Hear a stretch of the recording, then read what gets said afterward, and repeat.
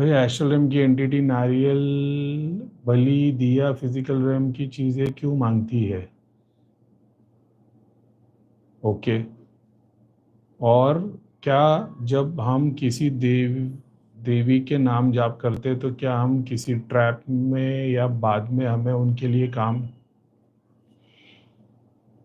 Astral world अगर मैं जब एस्ट्रल वर्ल्ड यूज कर रहा हूँ ना, जैसे मैं बोलता हूँ ना सिद्धियाँ, तो सिद्धियों की अगर कैटेगरी देखे जाओगे तो सिद्धियाँ तो फिर अष्ट सिद्धि जो बताई गई है वो है टेक्निकल टर्म्स के अंदर। लेकिन जब मैं सिद्धियाँ बोलता हूँ तो मैं उसमें वो सारी स्पिरिट्स की बात कर रहा हूँ जो फिजिकल वर्ल्ड से अलग है।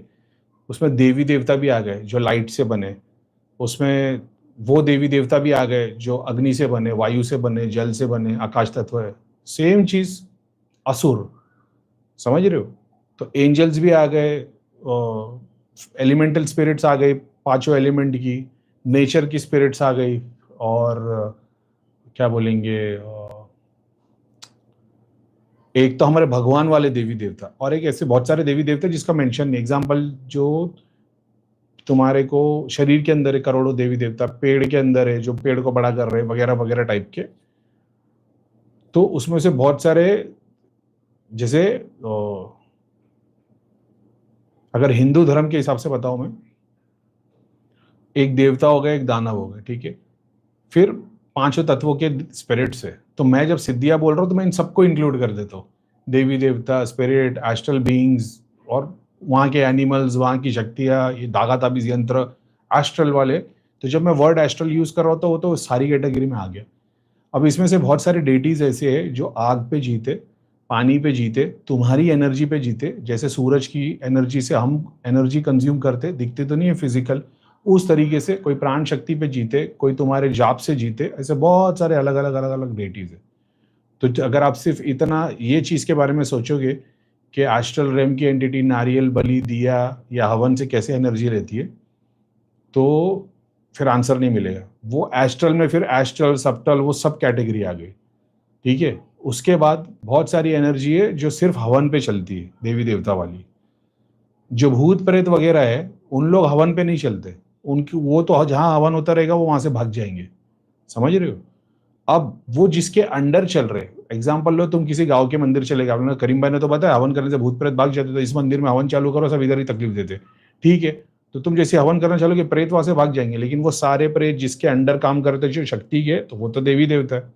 वो वाली देवी देवता नहीं है सात्विक कॉस्मिक भगवान वाली, वो तामसिक दानव वाली टाइप की है, लेकिन देवी देवता ये उसके नीचे चल रहे हैं, ये तुम पे इम्पैक्ट डालेगी, समझ रहे हो? तो तब उसके लिए भी काम करना पड़ता है।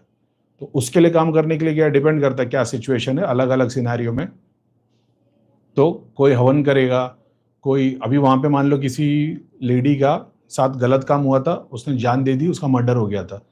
अब ये तो खड़ी हो गई उधर, समझ रहे हो? अब ये तो पूरे गांव में आग लगाएगी, किसी घर में शादी नहीं होने देगी, बच्चा नहीं होने देगी। तो अब ये इसको तुम क्या गिनोगे? ये एक ह्यूमन बॉडी का सातों चक्रों में से वो सूक्ष्म शरीर है लेफ्ट वाला, जिसने पेन, दर्द, हेट्रेड, एंगर सब सहा है, समझ रहे हो? तो हमारे लेफ्ट के सातों चक्रों के सूक्ष्म शरीर की फुल बॉडी 100% पेन एक्सपीरियंस किया, 100% रेज एक्सपीरियंस किया, 100% एंगर एक्सपीरियंस किया, 100% सैडनेस, ना उम्मीद कि मेरे को दुख हो रहा है, भगवान ने मेरी मदद नहीं की, गांव वालों ने मदद नहीं की, ना उम्मीद कि 60 सूक्ष्म शरीर, हर मैं बोलता हूँ ना हर शरीर के पीछे 70 हो सकते हैं, यानी एंगर के भी 70 अलग वेरिएंट हो सकते हैं कि वो एंगर किस टाइप का है। वो सारे वेरिएंट को एक्सपीरियंस करके अब मरने के बाद में वो सातों सूक्ष्म शरीर की एक एंटिटी खड़ी है। क्योंकि वो ह्यूमन बॉडी है, बहुत सारी स्पिरिट्स के 3 चक्र, 2 चक्र, 1 चक्र, 5 चक्र की होती है। ये सातों चक्र की एंटिटी पावरफुल खड़ी है। क्या लगता है हवन से जाएगी, बकरा काटने से जाएगी, नारियल से जाएगी, लोगों के जाप से जाएगी, समझ रहे हो? तो वो कंटिन्यू काम करना पड़ेगा, घड़ी घड़ी उसकी शक्ति कम करनी पड़ेगी, लड़के नहीं एक्सेप्ट करके। तो फिर उसको देवी देवता जैसा स्थान देना पड़ेगा कि उन्होंने गलती की लेकिन हम सरेंडर कर दे। अब वो तुम पे प्रकोप देगी, मारेगी, तकलीफ देगी, उसके बावजूद तुमको हाथ जोड़ के सर झुका के खड़ा रहना पड़ेगा, गलती हमारी है। और जैसे तुमने किसको ठोक दिया, गाड़ी ठोक दी तुमने, कोई कोई गलत कर दिया है, तुम जा रहे हो गाड़ी लेके और तुमने किसी को उड़ा दिया और बंदा मर गया, अब उसकी फैमिली तो तुमको मारेगी ना। तुम ऐसे तो लड़ लोगे, लेकिन उस वक्त तो तुमको मुंडी नीचे करके बैठना पड़ेगा। तुम जानते हो भाई इसकी जान चलेगी मेरी वजह से, तो वैसे झेलना पड़ेगा। डिपेंड करता है कहाँ से कहाँ तक लोगों को जाना है। तो अब इसको बाहर के पर्सपेक्टिव से देखिए कि मंदिर पे क्या है, बोले इधर तो कोई तांत्रिक शक्ति है, उसके साइंस में तो तुम गए नहीं ना, समझ रहे हो? ऐसी बहुत सारी चीजें। अब ये बीइंग्स वो पांचों एलिमेंट से बने, फायर, वाटर, वायु, आकाश, इनके गण, देवी देवता के नीचे गण रहते, वो गणों में से फिर जो भोग लेने वाले तो वो डिफरेंट डिफरेंट तामसिक है तो स्पाइसेस लेंगे। और ये सारों का अगर तुम ये बोलोगे कि नारियल लेंगे या बलि लेंगे, जब तुम किसी जानवर की बलि लेते हो, एग्जाम्पल ले लो, बकरा हो गया, मुर्गा हो गया, भैंसा हो गया, ये अपनी तरह 7 सूक्ष्म शरीर लेके नहीं आते, 3 लेके आते, 4 लेके आते, 2 लेके आते। ये सूक्ष्म शरीर सामने वाले को मिल जाता है। यानी देवी देवता के जो गण है, मान लो 5 चक्र की स्पिरिट्स है, ठीक है, नीचे के 5 यहाँ तक है, या मान लो 3 चक्र के, तुम्हारे लिए सिंपल रखने के लिए 3 चक्र के स्पिरिट्स है, जो नीचे के 3 चक्र ही है उनको ऊपर के चक्रों की कितनी भी देवी शक्तियां तुम देते रहो, वो कभी रिसीव कर ही नहीं पाएंगे।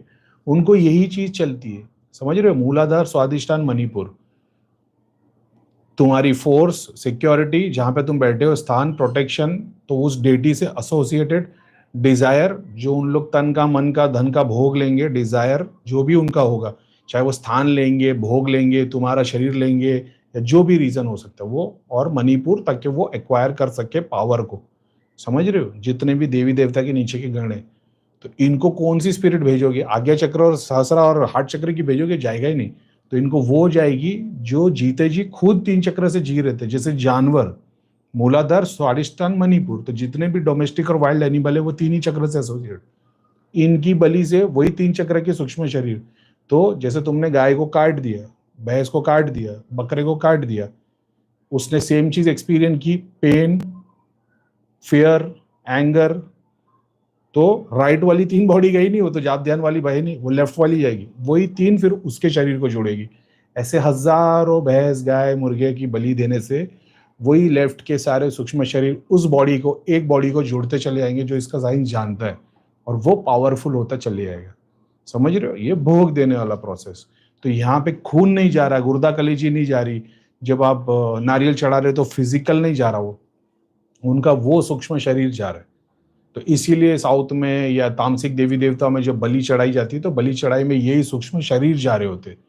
ये एक हो गया। दूसरा सूक्ष्म शरीर का हो गया, बहुत सारी स्पिरिट्स को जगाने के लिए, जैसे सात्विक में हम लोग बोलते हैं प्राण प्रतिष्ठा, तो भगवान के मंदिर में हम लोग प्राण प्रतिष्ठा करते, भगवान के अंदर शरीर में प्राण डाल देते और उसको एक्टिव करते सात्विक तरीके से, ठीक है। तामसिक ग्रॉस पार्टिकल में इंपैक्टफुल काम करने के लिए, जैसे भगवान के मंदिर में करीम भाई काम जाएगा तो होता नहीं होता भगवान की मर्जी। एक मंदिर ऐसा होता है जहां गए और वो काम होगा, नहीं होगा तो उसी वक्त पता भी लग जाएगा कि नहीं होगा। ये वाले जो मंदिर या डेटी या तांत्रिक जो स्पिरिट्स को यूज करते, ये सिर्फ सिखाने के लिए बोल रहा हूँ, हालांकि उसमें तो बहुत बड़ा साइंस है, तुम जान भी लोगे तो कुछ नहीं। वो स्पिरिट को जिंदा करने के लिए खून लगता है। तो जैसे तुमने मुर्गा, बकरा, बैल या कोई भी जानवर को काटा, जब वो खून गिरेगा तभी वो जागृत होगा। सात्विक देवी देवता तंत्र के थ्रू एक दिया जलाने से तुम जागृत कर सकते हो, वो सात्विक हो गया। वो पूरी एस्ट्रल बॉडी है, ये फिजिकल बॉडी के हिसाब से खून जब तक गिरेगा नहीं तब तक वो एक्टिव नहीं होगा। जैसे खून गिरेगा तब वो एक्टिव होगा, जिंदा होगा। अब उस डेटी, या मान लो तुमने किसी एक लोकेशन पे, तुमको पता है कि यहाँ पे कोई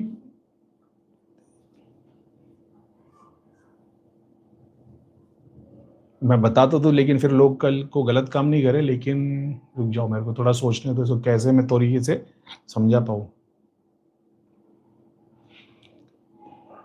मंदिर में तो नहीं होगा, मान लो कोई खेत है, ठीक है कैसे बताओ, स्थान के अंदर तुम चले गए जहाँ पे तुमको पता है बहुत सारे स्पिरिट्स है, कोई खेत है, कोई पीपल का झाड़ है जहाँ पे तुमको पता है कि यहाँ पे स्पिरिट्स जमा है, ठीक है। कब्रिस्तान में अलग कानून लगता है, मसान में अलग कानून लगता है, पीपल के झाड़ पे कानून बोल सकते हो, क्योंकि उसमें भी अलग अलग एक सोसाइटी की तरह तो काम चल ही रहा होता है, उसमें देवता, पितृ, प्रेत सब तो होते ही है।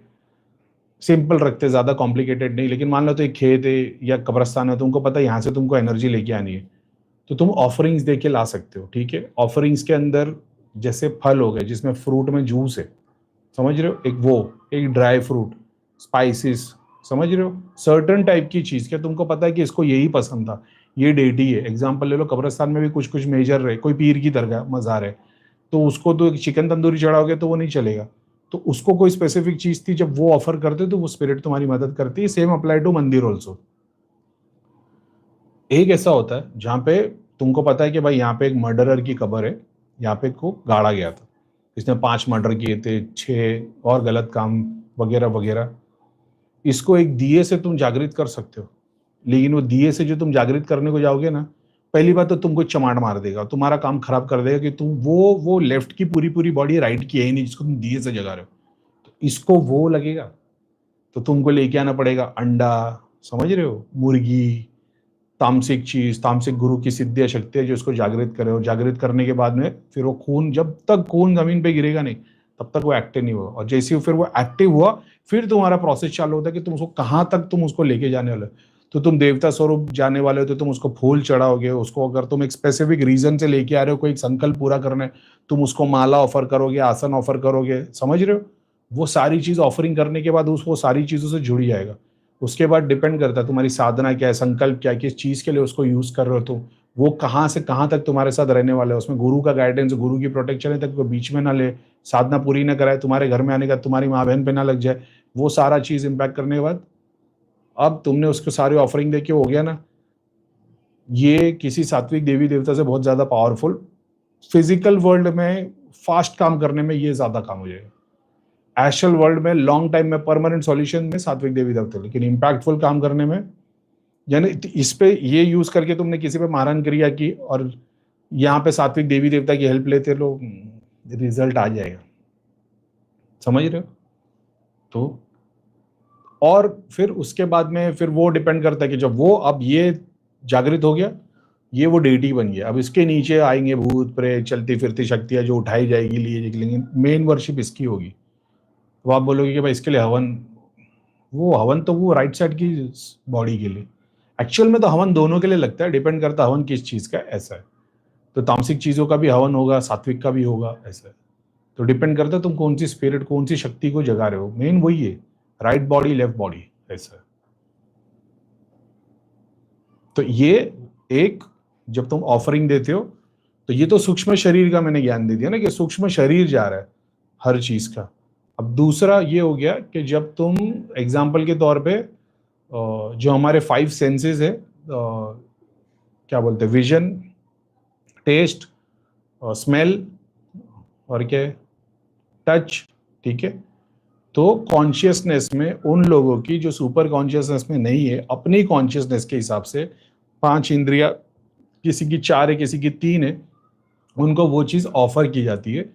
तो स्मेल के लिए दिया जाएगा, अपने को फूल देंगे और खुशबू देंगे। अब खुशबू में हम लोग किस चीज को एसोसिएट कर रहे हैं, तो एग्जाम्पल के तौर पे दिए को कर रहे हैं, तो दिया कौन सी चीज का है, जैसे ऊद है, तो दिया जो है तेल से जलता है, ऊद का मतलब ऑयल, दहनल ऊद, दहन का ऑयल, एक जगह का नाम है दहन, कंबोडियन ऊद, कंबोडिया का ऑयल।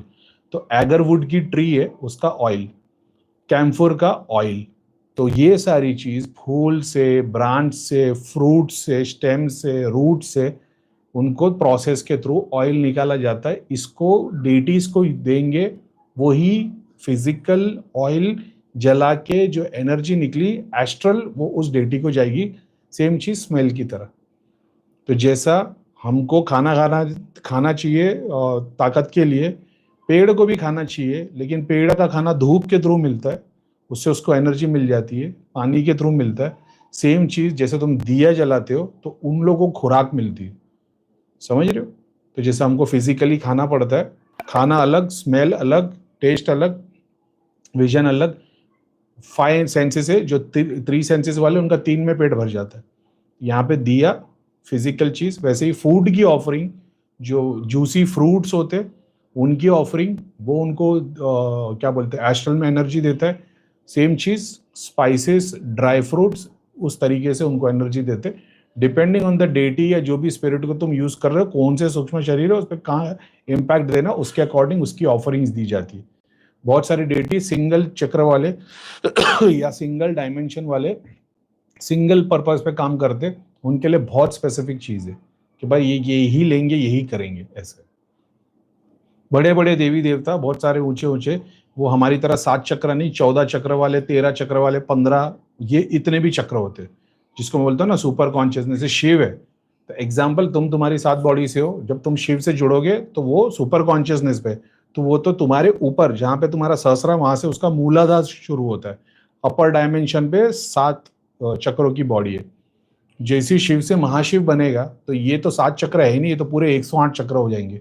समझ रहे हो? महा परम शिव ये 1008 चक्र, सुपर कॉन्शियसनेस के 1008 चक्र, ये बियॉन्ड है समझाने के, लेकिन ये सारा रियलिटी जैसे तुम सो रहे हो उस वक्त सपने की एक रियलिटी में जी रहे हो, सपने से बाहर आ रहे हो, वैसे ही सपने की रियलिटी और जागते हुए रियलिटी, दो रियलिटी को एक्सपीरियंस कर रहे हो। समझ रहे हो? कॉन्शियसनेस में मल्टीपल रियलिटीज है, शिव सुप्रीम रियलिटी, फिर जैसे जैसे शिव परम शिव, महा रियलिटी।